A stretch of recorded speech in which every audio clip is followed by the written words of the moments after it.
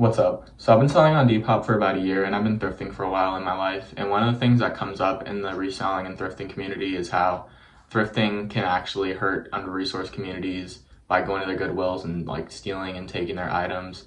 And because they can't afford those items to begin with, people shouldn't really be thrifting in those areas to begin with. And that brings up a lot of conversation if people should be even reselling and flipping shoes and clothes that they find at Goodwills and thrift stores to begin with.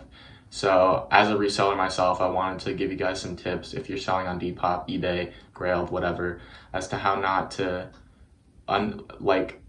completely deplete these communities because they're already under-resourced and underprivileged even more, while you can still make money on the side doing your hustle of reselling, flipping on Depop.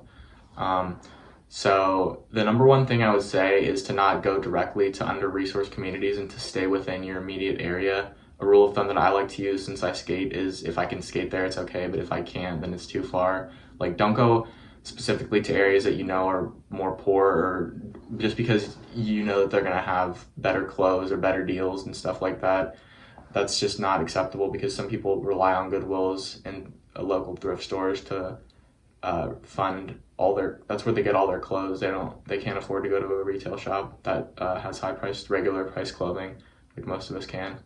And so like things with Goodwill, they have Goodwill boutiques in like wealthier and nicer areas. And this is where places like this is where I try to shop, in areas that I know are wealthier and nicer, because they still have Goodwills that have discounted designer items at these boutiques. So you can find Tommy Hilfiger, Polo, like a bunch of designer handbags that are still like just discounted prices, even though it is still a Goodwill. So I recommend going to shops like this and not traveling specifically to communities that you know are poor just because they might have a better deal there, or you might be able to find more stuff.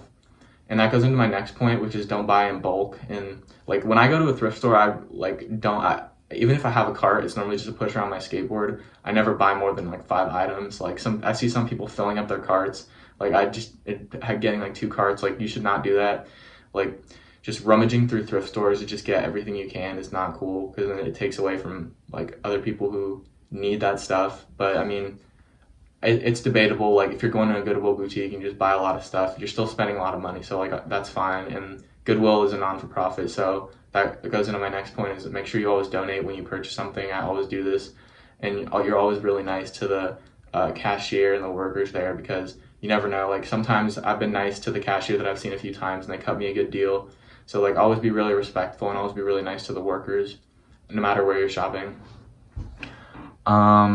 Another huge suggestion I have is don't just shop at thrift stores. Like, I go to Goodwill a lot, but I really don't go to any like local mom and pop thrift shops or like exchanges or anything like that. I go to Ross and Marshalls, TJ Maxx, like clearance sections. You can find a lot of good deals in these big name publicly traded companies that don't really care if they're losing money on the bottom line like that much, because they can afford it. They're huge corporations. So I definitely recommend some stores like that have discounted designer items still.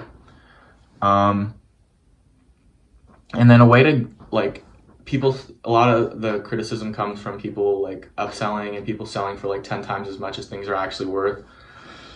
So a good way to gauge price is to go on eBay and use the completed/sold section to see what people are buying these items for, when they're buying them, how quickly they're selling, to actually see what your item is worth, rather than just posting it for way higher just because you found it for really cheap, because that's not cool to the customer, that they have to pay such a high price for an item just because it's not as available and just because you got lucky finding it. So those are some of the tips I could think of that I've come across while I've been thrifting for several years, and I've been reselling for about a year. So if you guys have any more, please feel free to comment them, or just what you think about what I've had to say. Obviously, I'm still a college student, so I know that reselling in Depop can be a great way for people to make money on the side if you want to pay off your student debt, if you want to have some money on the side to go take a family vacation. So I really want to push people into thrifting and reselling, because it's better for the environment too. Like, fast fashion, all those designer name brands, regular name brands, they really pollute the environment. Clothing is really bad for the environment. So I want to push people into thrifting and help them realize that you can thrift without depleting these communities, and Goodwills and these discount stores are for everyone to shop at, not just for people who don't have money. But you can't take advantage of that at the same time.